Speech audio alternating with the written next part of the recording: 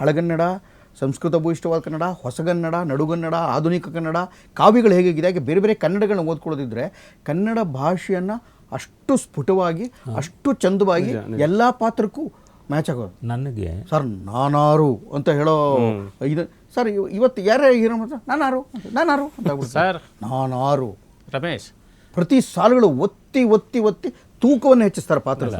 ನನ್ನ ಮಗ ಈಗ ಒಂದು 12 ವರ್ಷ ಅವನಿಗೆ. ಅವನು ಈ ಇಡೀ ಜಗತ್ತಿನ ಎಲ್ಲ ಸಿನಿಮಾಗಳು ನೋಡ್ತಾನೆ.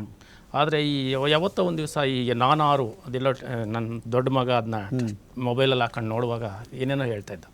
ಇವನೇನು ಹೇಳ್ದಂದರೆ ಜಗತ್ತಲ್ಲಿ ಈ ಥರ ಇನ್ಯಾರಿಗೂ ಹೇಳೋಕ್ಕಾಗಲ್ಲ. ಹೌದು, ಅದಂತೂ ನಿಜ.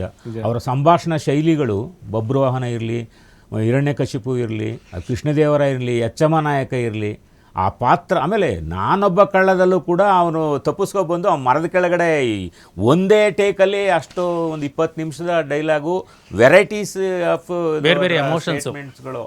ಅದು ನನಗನ್ಸುತ್ತೆ ಸರ್, ಒಬ್ಬ ವಿದ್ಯಾರ್ಥಿಯಾಗಿ, ಅಧ್ಯಾಪಕ ಕ್ಷೇತ್ರದಲ್ಲಿದ್ದ ಒಬ್ಬ ಸಾಹಿತ್ಯದ ವಿದ್ಯಾರ್ಥಿಯಾಗಿ ನನಗನ್ಸೋದೇನೆಂದರೆ, ರಾಜ್ಕುಮಾರ್ ಅವರು ಇವರು ಯಾವ ಸಂಸ್ಕಾರದ ಎತ್ತರ ಪಡೆದ್ರು ಅನ್ನೋದು ಹೌದು. ಅದು ಒಬ್ಬ 3ನೇ ಕ್ಲಾಸ್ ಡಿಸ್ಕಂಟಿನ್ಯೂ ಹುಡುಗ ಆ 2 ಕನಸಿನಲ್ಲಿ ಪ್ರೊಫೆಸರ್ ಪಾತ್ರವನ್ನು ಮಾಡಿ ಇಂಗ್ಲೀಷ್ ಕನ್ನಡ ಅಂತ ಹೇಳ್ತೀವಲ್ಲ, ಇಂಗ್ಲೀಷು ಜೊತೆಗೆ ಆಪರೇಷನ್ ಡೈಮಂಡ್ ಆಗ್ತಾ ಇಫ್ ಯು ಕಮ್ ಟುಡೇ ಹಾಡು, ಆಮೇಲೆ love me or hate me ಅದರ ವೈಖರಿಗಳು. ರಾಜ್ಕುಮಾರು ಆ ಹಾಡಿನಲ್ಲಿರುವಂಥದ್ದು, ಆಮೇಲೆ ನಮ್ಮ ನ್ಯಾಯವೇ ದೇವರು ಹಾಡು, 2 ಕನಸು ಹಾಡುಗಳ ಭಾವಾಭಿನಯ ಜೊತೆಗೆ ಪ್ರಣಯಗಳು ಸರ್.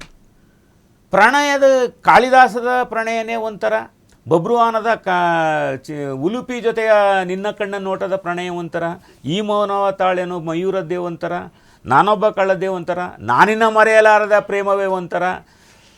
ಎಲ್ಲ ಬಗೆ ಬಗೆಯೂ ಭಿನ್ನ.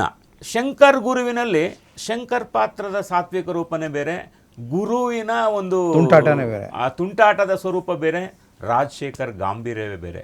ಅವರೆಲ್ಲರಿಗೂ ಒಂದು ಡ್ಯುಯೆಟ್ ಹಾಡಿದೆ. ಅದು ಹಲವು ಭಾಷೆಗಳಲ್ಲಿ ಫೇಲ್ ಆಯ್ತು. ಅದು ಹಲವು ಭಾಷೆಗಳಲ್ಲಿ ಫೇಲು.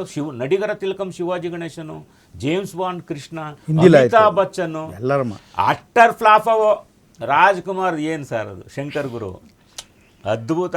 ಯಾವ ಪಾತ್ರಕ್ಕೆ ಆಗಲಿ ತನ್ಮಯತೆ, ಕಾಳಿದಾಸದ ತನ್ಮಯತೆ ಒಂದ ಎರಡ ಸರ್.